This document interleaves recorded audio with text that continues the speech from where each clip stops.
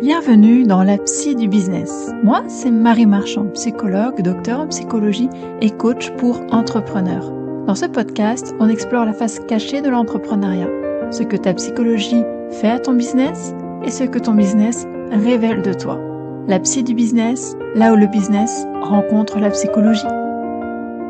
Alors, il y a une pensée que beaucoup d'entrepreneurs ont eue et que très peu osent dire à voix haute. J'ai envie de tout arrêter. Une pensée que tu as peut-être eue ce matin, peut-être le mois dernier, peut-être que c'est une pensée qui revient régulièrement depuis quelques semaines, et tu la chasses à chaque fois parce qu'elle te fait peur, parce qu'elle te semble être une forme d'échec, ou de faiblesse, ou d'ingratitude envers tout ce que tu as construit. Ou peut-être que c'est une pensée que tu as eue une seule fois, violemment, clairement, et qui t'a surprise tellement que tu n'as pas su quoi en faire. La plupart du temps, quand cette pensée arrive, on fait l'une des deux choses. Soit on la prend au pied de la lettre, on commence à chercher une sortie, on pense reconversion, nouveau projet, table rase, et là on s'agite, on cherche à être ailleurs et vite. Soit on la repousse violemment et on se dit que c'est de la fatigue passagère, que ça va passer, du coup, on travaille encore plus pour ne plus l'entendre. Dans les deux cas, on rate quelque chose d'essentiel. Parce que cette envie d'arrêter, c'est peut-être la chose la plus informative que ton business t'ait jamais dite. Et dans cet épisode, on va l'écouter vraiment. Alors la douleur physique, on sait tous ce que c'est, et on sait tous ce qu'elle fait. Elle attire l'attention sur quelque chose qui a besoin d'être soigné. Elle n'est pas l'ennemi, elle est le messager. Personne ne dirait à quelqu'un qui a mal au dos de simplement ignorer la douleur, ou de se convaincre que ça va passer. On cherche ce qui cause la douleur, et on s'en occupe. L'envie d'arrêter son business, c'est un petit peu la même chose. C'est pas un verdict en soi, c'est un symptôme. Et comme tout symptôme, elle pointe vers quelque chose qui a besoin d'attention, de soins, de changement, mais pas nécessairement le changement qu'elle semble demander en surface. Parce qu'il y a une question que presque personne ne pose quand cette envie arrive. La question de fond, ce n'est pas est-ce que je dois tout arrêter, mais qu'est-ce que j'essaie vraiment de quitter? Est-ce que j'essaie de quitter le business ou j'essaie de quitter quelque chose à l'intérieur du business? Une version de toi-même, une façon de travailler, une identité que tu as construite qui ne te ressemble plus vraiment? Et ça, c'est pas la même chose. Et confondre les deux, c'est souvent ce qui mène à des décisions qu'on regrette ou à des non-décisions qu'on traîne pendant des années. Alors il y a deux grandes familles d'envie d'arrêter, et elles se ressemblent en surface, mais elles sont très différentes dans ce qu'elles disent et dans ce qu'elles demandent. La première famille, c'est l'envie qui est un signal de réalignement. Cette envie-là, elle ne vient pas d'un coup. Elle monte lentement, progressivement, un petit peu comme une marée qui monte sans qu'on l'ait vue venir, et quand elle est là, elle a une texture très particulière. Elle est souvent accompagnée de tristesse, et même d'une forme de clarté assez douce et amère à la fois. Parfois d'un soulagement, mais un soulagement qu'on n'ose pas vraiment s'avouer.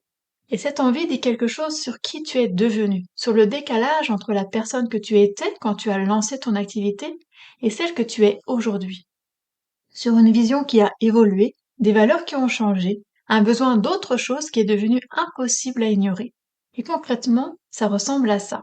Par exemple, tu vas continuer de bien faire ton travail, mais quelque chose n'est pas juste pour toi. Il y a un petit truc qui te dit que ça va pas. Ou alors tes clients sont satisfaits, mais tu ne ressens plus grand-chose quand ils te remercient. Il n'y a plus ce petit truc de waouh, j'ai bien travaillé, je suis satisfaite de moi. Tu pourrais continuer, mais l'idée de faire ça, cette même activité dans 10 ans, ça te donne une sensation de lourdeur, peut-être dans la poitrine.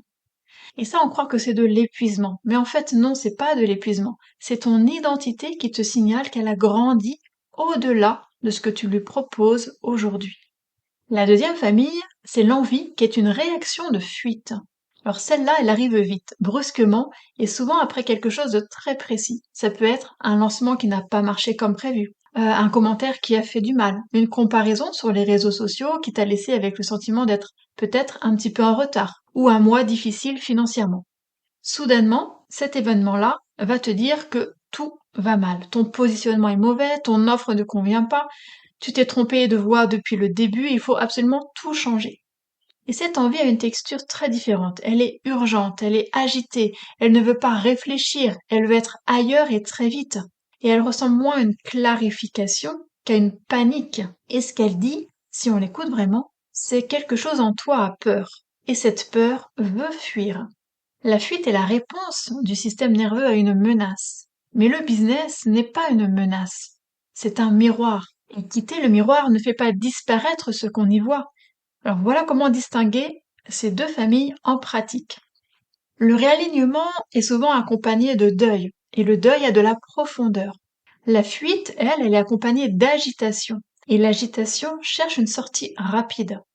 Le réalignement arrive dans des moments plutôt calmes, de réflexion. La fuite, elle, arrive dans des moments de crise. Le réalignement dit je veux aller vers quelque chose.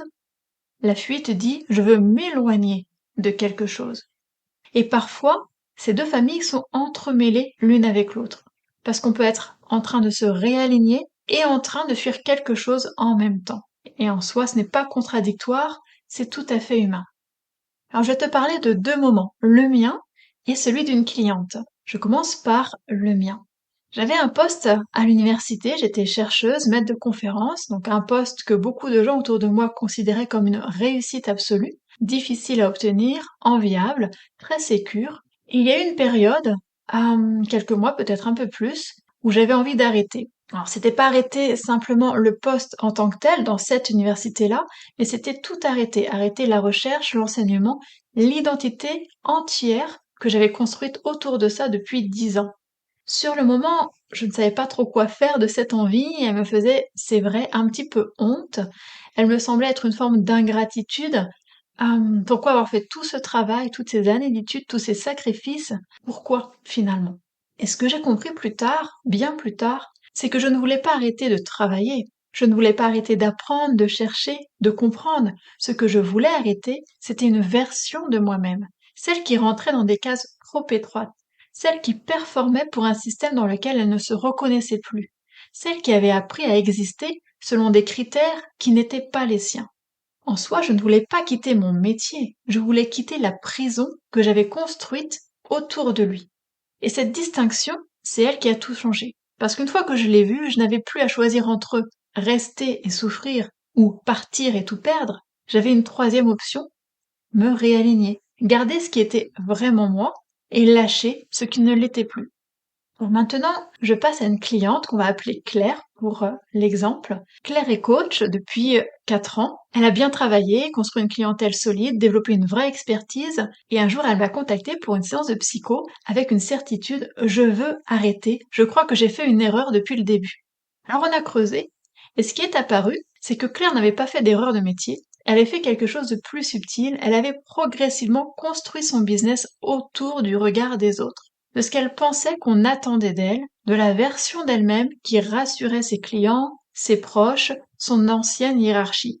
Son business tournait, mais il ne lui ressemblait plus, et l'épuisement que ça générait, cet écart constant entre qui elle était et ce qu'elle montrait, avait fini par produire une seule pensée, il faut tout arrêter. Alors c'était pas son business qu'elle voulait quitter, c'était cette version d'elle-même qu'elle avait jouée pendant 4 ans pour être acceptable aux yeux des autres.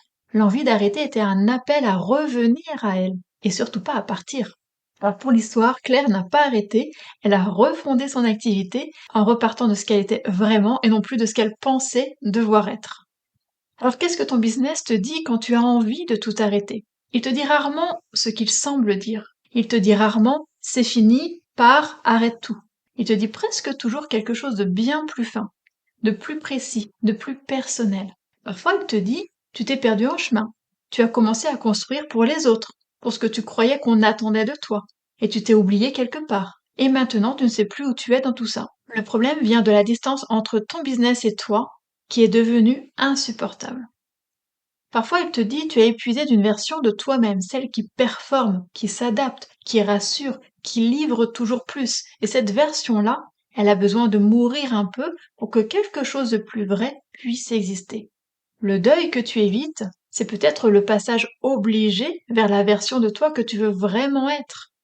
Et parfois, il dit simplement tu as peur. Peur d'aller plus loin, peur de ce que ça implique d'être vraiment vu, vraiment choisi, vraiment responsable de quelque chose qui compte. Et cette peur, elle a trouvé une sortie de secours qui s'appelle j'arrête tout. Fuir son business, c'est souvent fuir la version de soi qu'il te demande de devenir. Dans les 3 cas, la réponse n'est pas de partir, du moins pas dans l'immédiat. La réponse est de regarder. Regarder ce que tu portes depuis peut-être trop longtemps, regarder ce que tu as mis de côté pour être acceptable, regarder ce dont tu as vraiment besoin, pas ce dont tu as peur. Parce que les entrepreneurs qui partent sans avoir regardé, ils emportent tout avec eux. Les mêmes patterns, les mêmes peurs, les mêmes besoins non nommés. Et dans 6 mois, dans 1 an, dans un autre projet, la même envie revient. Peut-être différente en surface, mais identique en dessous. On ne quitte pas ces mécanismes en changeant de business, on les emporte dans sa valise. Alors la question de cet épisode, cette semaine, l'envie d'arrêter que tu as en ce moment ou que tu as eu récemment, qu'est-ce qu'elle te demande de quitter exactement? Le business ou une version de toi-même à l'intérieur du business? Et si c'est une version de toi, quelle est-elle? Celle qui performe pour être aimée? Celle qui s'est construite autour du regard des autres? Celle qui a grandi au-delà de ce qu'elle propose encore? Encore une fois, je te demande pas de répondre là, tout de suite, maintenant. Je te demande juste de rester avec la question, de la laisser travailler, parce que les vraies réponses ne viennent pas en 5 minutes, elles viennent déjà quand on arrête de fuir la question. Et si cette envie d'arrêter revient cette semaine, au lieu de la chasser ou de lui obéir au pied de la lettre, essaie de lui demander: qu'est-ce que tu essaies de me dire, toi, là, maintenant? Elle a peut-être quelque chose d'important à t'apprendre. C'est toujours par là que ça commence. Si tu veux aller plus loin, abonne-toi et laisse un avis. Tu peux aussi me retrouver sur Instagram pour continuer la conversation. La psy du business, là où le business rencontre la psychologie. À très vite!